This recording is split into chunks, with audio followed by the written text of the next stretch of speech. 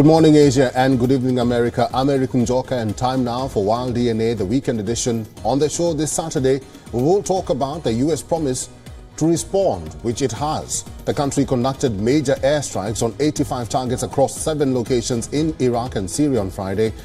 The start of what will likely be a series of larger-scale U.S. strikes on Iranian-backed militias who have carried out attacks on U.S. troops in the Middle East.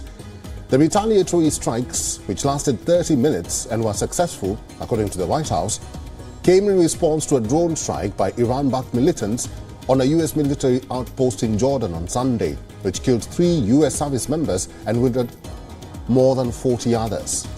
President Joe Biden said in a statement that the U.S. military response will continue at times and places of our choosing.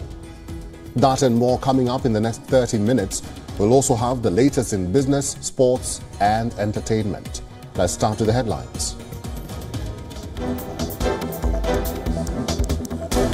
West Asia conflict deepens as the U.S. military strikes Iran-linked targets in Iraq and Syria. The strikes are a response to a drone attack that killed 3 American soldiers at the Jordan base.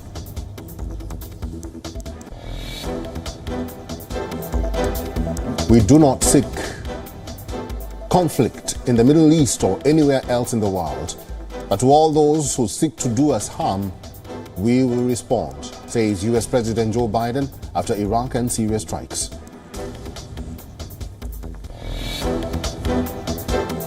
Baghdad condemns retaliatory U.S. strikes against Iran-linked targets on its territory, terms move violation of Iraqi sovereignty and warns of quote-unquote disastrous consequences in that region.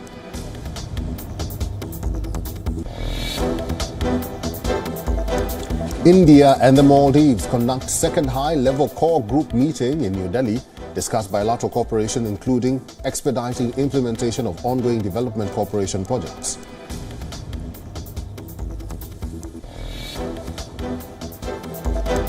The Indian Navy foils another piracy attempt off the east coast of Somalia. Warship INS Sharda successfully rescues 11 Iranians and 8 Pakistani nationals.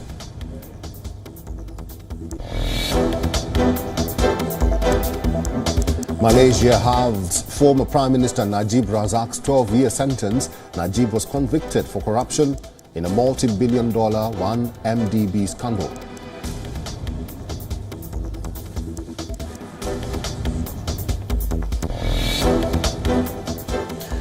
Well, the U.S. has launched an air assault on several sites in Iraq and Syria used by Iran-backed militias. The attacks come in retaliation to the drone strike that killed 3 U.S. service members in Jordan last weekend. U.S. Central Command said the strikes were targeted at Iran's Islamic Revolutionary Guard Corps, Quds Force, and affiliated militia groups. It said that the U.S. military forces struck more than 85 targets, including command and control operation centers, intelligence centers, rockets, missiles, and unmanned air vehicle storages, and logistics and munition supply chain facilities. The White House said that the American strikes against Iran-linked targets in Iraq and Syria took place over 30 minutes and were apparently successful. Meanwhile, the Syrian Observatory for Human Rights War Monitor claims at least 18 pro-Iranian fighters were killed in the strikes in eastern Syria. Observatory chief said that at least 26 major sites housing pro-Iranian group were destroyed, including weapons depots. The Iraqi military has condemned the strikes and said they could ignite further instability in that region. Iraqi military spokesperson Yahya Rasool said, and I quote, "These airstrikes constitute a violation of Iraqi sovereignty, undermine the efforts of the Iraqi government, and pose a threat that could lead Iraq and the region into dire consequences." On the other hand, the United States says that it had informed the Iraqi government prior to carrying out strikes against Iran-linked targets. National Security Council spokesperson John Kirby said that the strike's goal is to get these attacks to stop. Earlier, Iran's President Ibrahim Raisi had issued a stern warning against any possible attack by the United States in retaliation. The strikes are believed to be just the first in a multi-tiered response. President Joe Biden released a statement after the attack, which read, and I quote, "The U.S. does not seek conflict in the Middle East or anywhere else in the world. But let all those who might seek to do us harm know this. If you harm an American, "We will respond." The strikes come hours after President Biden met with the families of the 3 troops who were killed in Jordan as the service members' remains arrived in the U.S. The 3 soldiers were identified as William Jerome Rivers, Kennedy Sanders, and Breonna Moffett. And for more on this, our correspondent Susan Teherani has sent us this report from New York. President Biden and his aides say that this was just day one of what is likely to be a campaign that will last days, even weeks of retaliatory strikes. Until now, the Biden administration had hoped that the United States wouldn't be dragged into a wider conflict in an already unstable region. Notably, the Biden administration did not want its proxy war with Iran to spill over to a direct conflict with Tehran. However, with these latest strikes and these developments, the possibility of that is inching closer. President Biden's critics say that his efforts may have been too late, and they don't deter Iranian proxies in the region and keep American troops safe. However, those in his administration believe that this was just the first step and more is to come, and they hope that it will deter and play as a deterrence against what's happening in the Middle East and strikes against U.S. targets. Susan Teherani reporting from New York for WION The World. The U.S. is actively pursuing a second hostage deal as well as humanitarian assistance to Gaza. In the latest, U.S. Secretary of State Antony Blinken held a telephonic conversation with his Saudi counterpart Prince Faisal bin Farhan about the Israel-Hamas war. According to the Saudi Foreign Ministry, during the call, the duo discussed regional and international issues of common interest, particularly the developments in the Gaza Strip and its surroundings. The 2 sides also discussed the efforts to deal with the security and humanitarian repercussions of the Gaza war. Now, according to a statement released by the U.S. State Department, Blinken will travel to Saudi Arabia, Egypt, Qatar, Israel, and the West Bank from Sunday through Thursday next week. This will mark his 5th West Asia visit since October 7th attacks.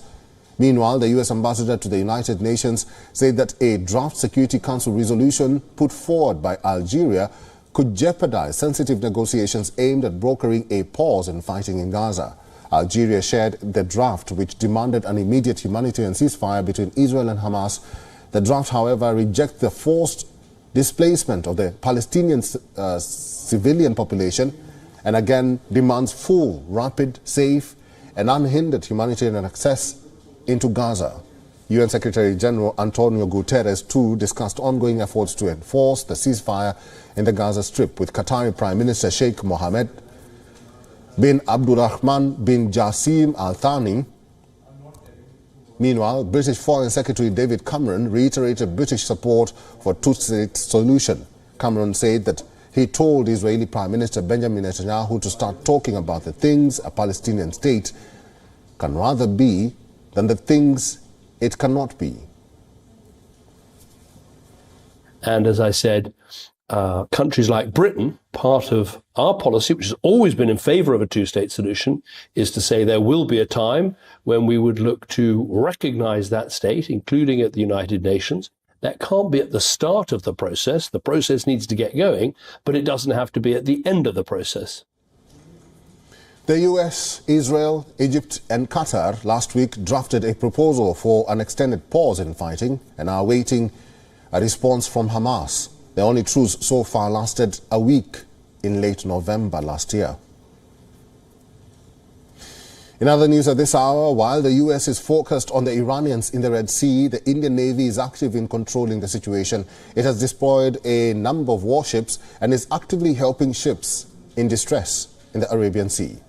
Early on Friday, the Indian Navy once again foiled a piracy attempt off the east coast of Somalia.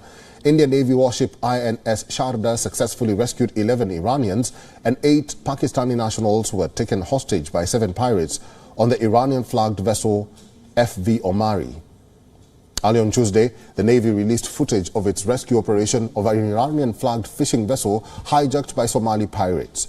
The Navy rescued 2 Iranian vessels the same day. In the first instance, the INS Sumitra patrol vessel rescued 17 Iranian crew members before responding to another distress call and freeing 19 Pakistani nationals on another vessel. The Navy operations come in response to a resurgence of Somali piracy in the Indian Ocean since last month. Last week on Saturday, the Indian Navy warship Visakhapatnam rescued a distressed vessel in the Red Sea after merchant vessel Malin Luanda came under Houthi attack on Friday. It was hit by an anti-ship ballistic missile, causing a huge fire on board. I really thank Indian warship INS Visakhapatnam. They had done a really tremendous job. We had actually lost the hope that we won't be able to fight this fire, but these guys were really tough. They have really done a tremendous job, and hats off to Indian Navy, who said that we will come on board. Earlier, speaking to WION about the situation, Indian Navy Chief Admiral R. Hari Kumar characterized the Red Sea situation as fragile. He asserted that the Indian Navy is taking proactive actions to keep the situation stable. There is a large number of things which are happening in the Red Sea. The merchant ships are getting targeted, largely merchant ships of a particular, which have got a particular linkage with with the Israel is what is being targeted. But when you come further this side towards the North Arabian Sea and the Central Arabian Sea, I would say, there have been attacks, drone attacks on the merchant ships. Some have been at extended ranges. And this is a cause of concern, particularly for us, because this is our region and we want to keep it safe, secure and stable. The Indian Defence Ministry says it is increasing deployment in the strategic waters of Djibouti, Gulf of Aden, east coast of Somalia, as well as in the North and Central Arabian Sea for the protection of merchant vessels.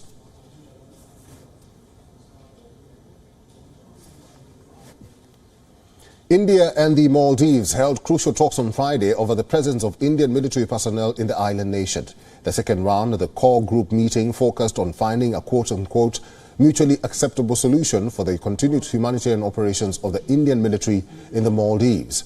As per the statement released by India's Foreign Ministry, the two countries have agreed on the continued operation of Indian aviation services, which provides humanitarian and medical evacuation services to the people of the Maldives. The presser also confirms that India and the Maldives reviewed the existing bilaterals to enhance defense, development and security ties. On the other hand, Malay's Foreign Office's press release further says that the two sides have agreed on a phased-out replacement of the Indian military from the country. According to Malay, India will replace its troops from one of the 3 aviation bases by the 10th of March. Meanwhile, the replacement process for the other 2 bases will be completed by the 10th of May this year. The two statements also announced a possible third core group meeting which will be held in Malé at a mutually agreed date. Earlier, the first meeting between India and the Maldives to address the concerns was held on the 14th of January in Malé. Currently, there are 77 Indian military personnel operating in the Maldives. This includes military engineers, trainers and pilots who are primarily responsible for operating 2 Indian helicopters and a Dornier aircraft for humanitarian aid and medical aid. In the Maldives, India's Dornier, which is a transport aircraft, has been grounded from operations until March.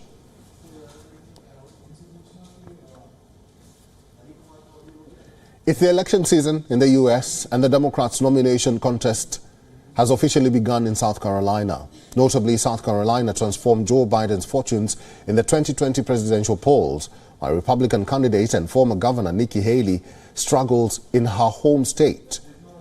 In the South Carolina primary, U.S. President Joe Biden will appear on the ballot for the first time as the state will launch the race for presidential nominations for the Democratic Party.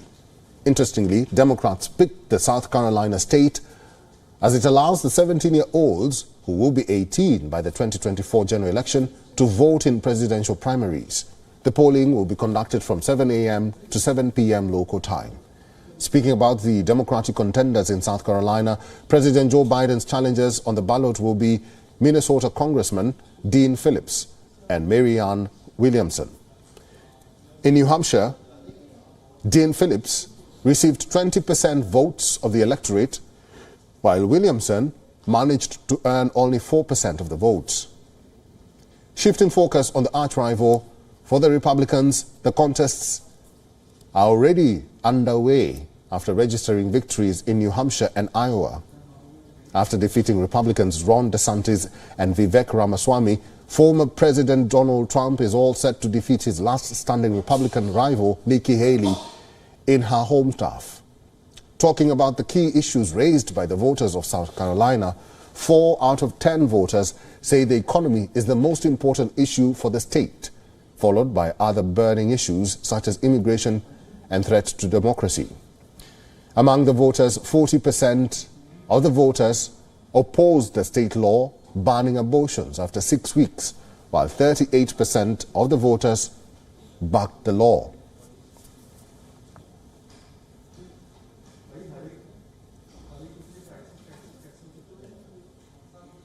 Now, according to a new report coming in from Pakistan, the Pakistani army is the most trusted institution in our nation. As the elections approach, let's take a look at the influence the military enjoys. This new survey comes from the organization Ipsos Pakistan. It's called the Political Participation Landscape of Pakistani Youth Survey. Ipsos carried it out for the Voice of America last month. The sample size was 2,050 and the target respondents were people aged 18 to 34. The survey has found a 75% approval rating for the army. Amid Pakistani youth, the military remains immensely popular, offering not only employment but also a chance to serve. According to the survey, the Supreme Court of Pakistan comes in second after the army. The top court got an approval rating of 58%. The Pakistani media establishment takes the third position on this list. Pakistan's powerful military generals have historically reigned supreme over the Islamic Republic.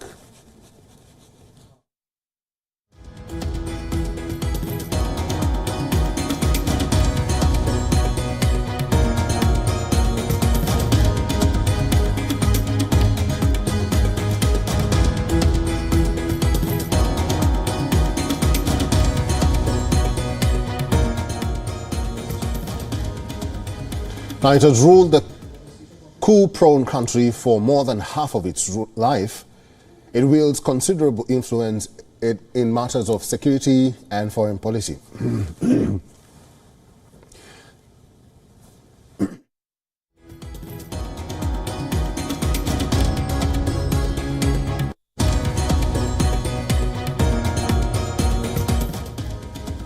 The military establishment has been accused of holding democracy at a gunpoint. As the elections approach, Pakistan has seen a literal manifestation of this.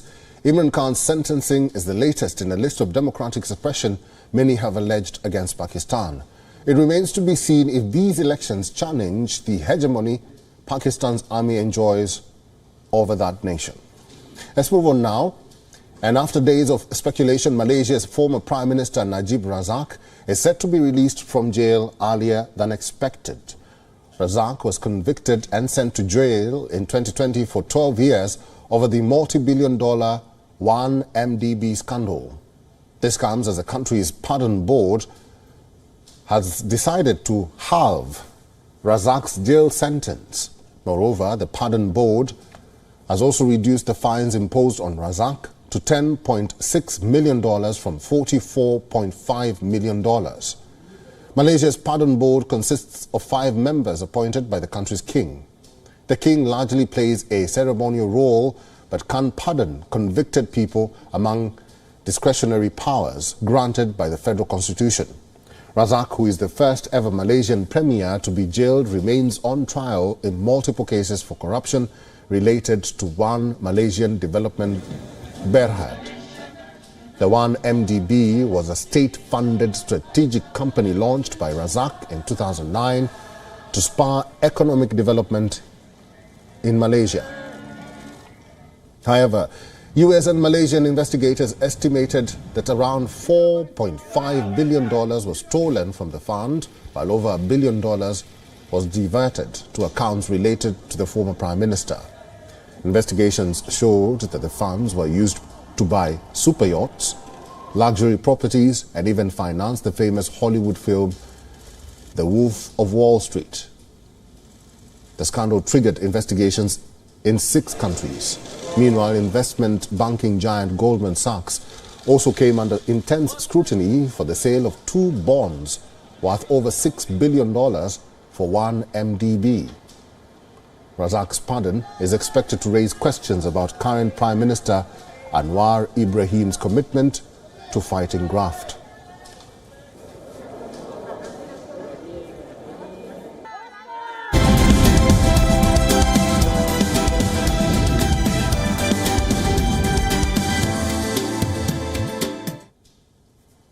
Let's talk business now. India has unveiled a $580 billion interim budget for the next fiscal year, which begins on April 1st. But have you ever wondered how the government earns and spends each rupee accounted in the budget? Today, we break that down for you. Take a look. India's Finance Minister Nirmala Sitharaman presented her sixth budget on Thursday. India will spend over 47 lakh crore rupees, or about $580 billion in the next fiscal year starting on April 1st. $580 billion, that's roughly the size of Ireland's gross domestic product. So how does the government earn and spend every rupee in its pocket? 28 paise of every rupee that the government earns comes from loans and borrowings. Income tax contributes 19 paise to every rupee earned, while 18 paise come from goods and services tax. The corporate sector pays 17 paise, while customs and excise duties together add 9 paise to the government's kitty. Other sources make up the remaining 9 paise. When it comes to spending, 1/5 of the government's money goes to paying interest on loans. As India is a federal country, every 16 paise earned is shared with the states and union territories. Government schemes take away at least 24 paise, while pension and subsidies account for 10 paise.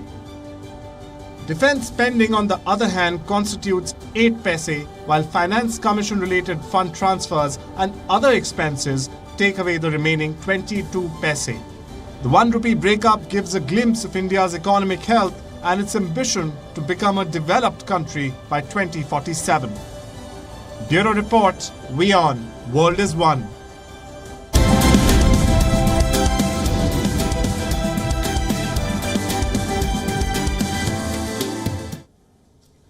Time now to take a look at the biggest stories from the world of entertainment. Celebrated singer, songwriter and pianist Billy Joel released his first new single in 17 years, titled Turn the Lights Back On. The song marks the Grammy winner's first release since 2007's All My Life and Christmas in Fallujah. The singer, known for his hits like Piano Man and Uptown Girl, will also end his record-breaking Madison Square Garden residency this year.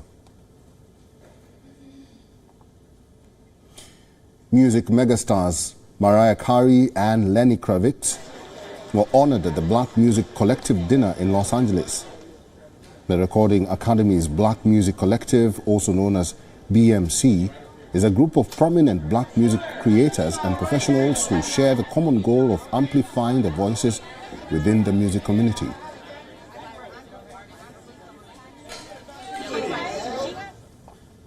Singer-songwriter Bruce Springsteen's mother, Adele, died at the age of 98. Adele was a long-time legal secretary and music muse, but for fans, she will also be remembered as Springsteen's dance partner at concerts. The singer announced her death in an Instagram post with a video featuring the two dancing to In the Mood, while the exact cause of her death has not been revealed. Springsteen has said in 2021 that she was struggling with Alzheimer's disease for a decade.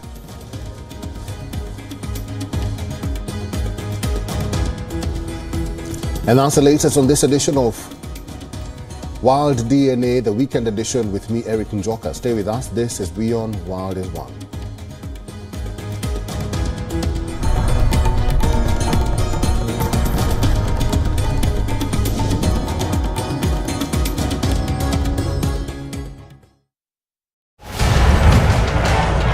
As election fever grips Pakistan, WION gets you all the twists and turns. The row over election and selection, players who matter and what's at stake. नौजवानों का मुस्तकबिल मेरी सबसे ज्यादा तवज्जो होगी। गुर्बत का खात्मा करना होगा। एक बार मौका दीजिए। अगर आप अपने हुकूक के लिए नहीं खड़े होंगे, तो आप गुलामों की जिंदगी गुजारें। The highs and lows as the campaign peaks. आगे बढ़े। I'm Anas Malik. Catch me on WION as I bring you all the latest updates and developments from ground zero. Who will emerge as Pakistan's next leader?